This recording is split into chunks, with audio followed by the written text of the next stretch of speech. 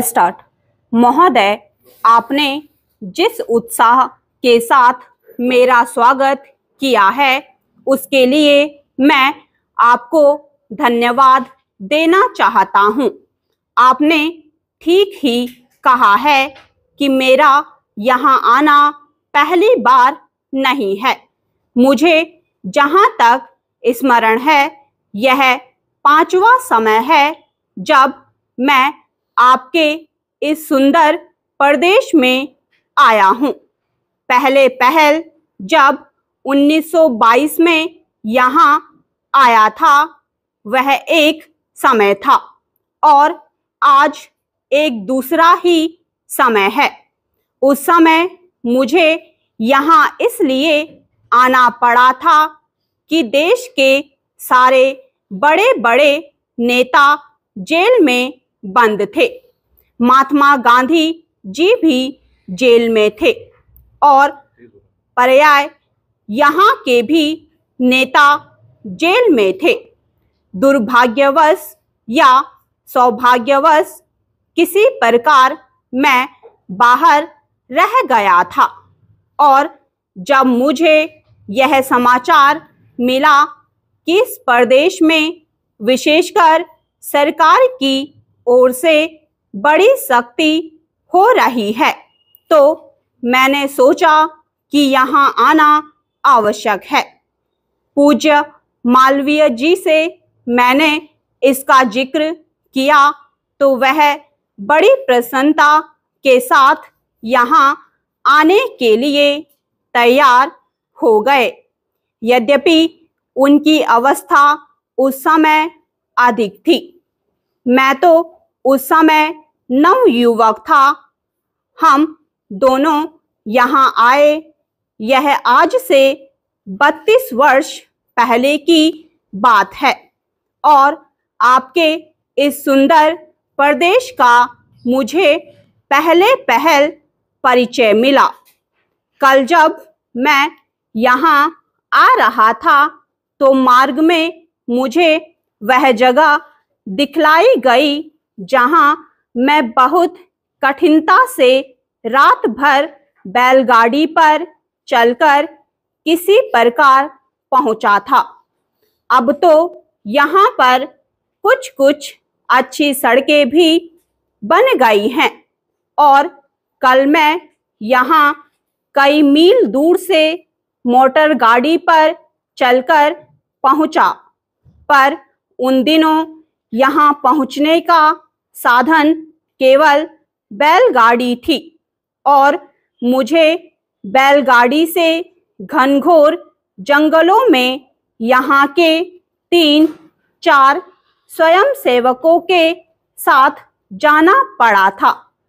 जब मैं उन दिनों की तुलना आज से करता हूँ तो मालूम होता है कि इन कुछ वर्षों में कितना अंतर पड़ गया है।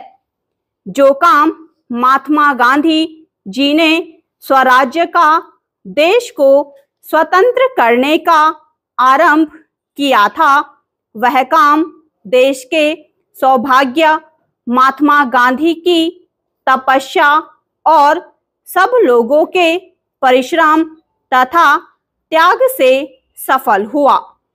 5-6 वर्ष बीत चुके जब से हम स्वतंत्र होकर पूरे दायित्व के साथ अपने देश का शासन चला रहे हैं। आज भारतवर्ष में ऐसा कोई स्थान नहीं है जहाँ के लोग अपना शासन स्वयं ना चला रहे हों। चेंज। महोदय, हमारा जो संविधान तैयार हुआ है उसमें भी इस बात का प्रयास किया गया है कि देश में लोकतंत्र पूरी तरह से लागू किया जाए और जनता को लोकतंत्र की सारी सुख सुविधा मिल सके। सबसे पहले मैं आपको इस बात के लिए धन्यवाद देना चाहता हूँ कि आपने मुझे इस सम्मेलन में कुछ कहने का अवसर दिया है। आपके सामने जो विषय आएंगे वे इतने महत्व के हैं कि प्रत्येक हिंदुस्तानी, चाहे वह किसी भी काम में लगा हो, उन पर कुछ ना कुछ ध्यान अवश्य देता होगा। यह एक मानी हुई बात है कि बच्चा जैसा तैयार किया जाता है वह बड़ा होने पर वैसा ही निकलता है। शिक्षा का काम यही है कि उसको अच्छी तरह से सुलझे तरीके पर तैयार करे और उसको इस योग्य बनाए कि उसे जिस किसी भी काम में लगाया जाए वह उस काम को कुशलता और सफलता के साथ पूरा कर सके। हमारे देश में जो शिक्षा पद्धति अभी तक जारी है वह नई नहीं है, बल्कि यदि मैं यह कहूँ कि वह 125 वर्ष पुरानी है तो गलत नहीं होगा। 125 वर्ष पहले जिस उद्देश्य को सामने रखकर यह शिक्षा पद्धति जारी की गई थी वह उद्देश्य अब नहीं रहा, पर शिक्षा पद्धति अब तक लगभग वही है।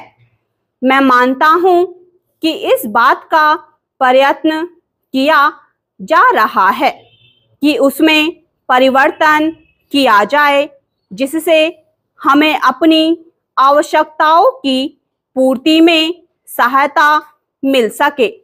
जहाँ तक मुझे मालूम है इस काम में अभी तक हम सफल नहीं हुए हैं।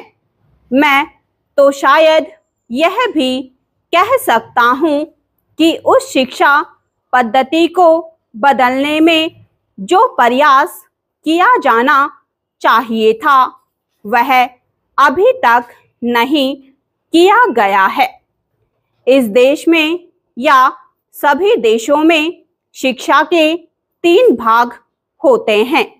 एक तो वह जिसमें छोटे छोटे बच्चों को शिक्षा दी जाती है, दूसरा वह जिसमें युवावस्था के पहले बड़े होने तक, और तीसरा वह जिसमें युवावस्था के विद्यार्थियों को शिक्षा दी जाती है।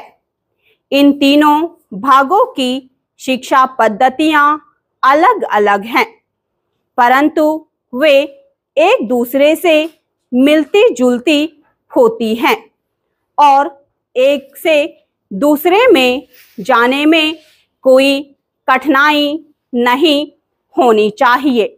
इसलिए यदि हम अपने देश की शिक्षा में सुधार चाहते हैं तो सबसे अधिक आवश्यक यह है कि सर्वप्रथम प्राथमिक शिक्षा में, उसके बाद माध्यमिक शिक्षा और फिर विश्वविद्यालय शिक्षा में सुधार किया जाना चाहिए। स्टॉप।